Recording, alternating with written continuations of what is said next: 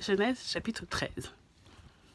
Abraham remonta d'Égypte vers le Néguev avec sa femme et tout ce qui lui appartenait. Lot était avec lui. Abraham était très riche en troupeaux, en argent et en or.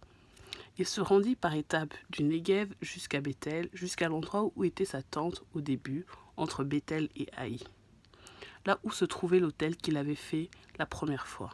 Là, Abraham fit appel au nom de l'Éternel. Lot, qui voyageait avec Abraham, avait aussi des brebis, des bœufs et des tentes. La région ne suffisait pas pour qu'ils habitent ensemble.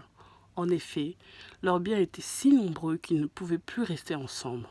Il y eut une dispute entre les bergers du troupeau d'Abraham et les bergers des troupeaux de Lot. Les Cananéens et les Phéréziens habitaient alors dans le pays. Abraham dit à Lot, « Qu'il n'ait donc pas de dispute entre toi et moi, ni entre tes bergers et les miens, car nous sommes frères. Tout le pays n'est-il pas devant toi? Sépare-toi de moi.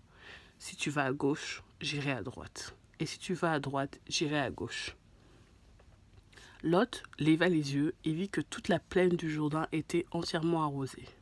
Avant que l'Éternel n'ait détruit Sodome et Gomorrhe, c'était jusqu'à Tsoar comme un jardin de l'Éternel, comme l'Égypte.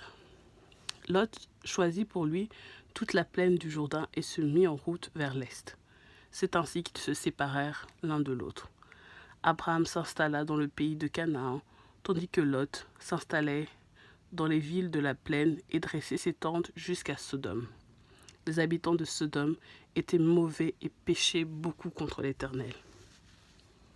L'Éternel dit à Abraham, après que Lot se fut séparé de lui, « Lève les yeux, et de l'endroit où tu es, regarde vers le nord et le sud, vers l'est et l'ouest. En effet, tout le pays que tu vois, je te le donnerai à toi ainsi qu'à ta descendance pour toujours. Je rendrai ta descendance pareille à la poussière de la terre, de sorte que si quelqu'un peut compter la poussière de la terre, ta descendance aussi sera comptée. Lève-toi et parcours le pays dans sa longueur et dans sa largeur, car je te le donnerai. » Abraham déplaça ses tentes et vint habiter parmi les chênes de Mamré, qui sont près d'Hébron. Là, il construisit un autel en l'honneur de l'Éternel.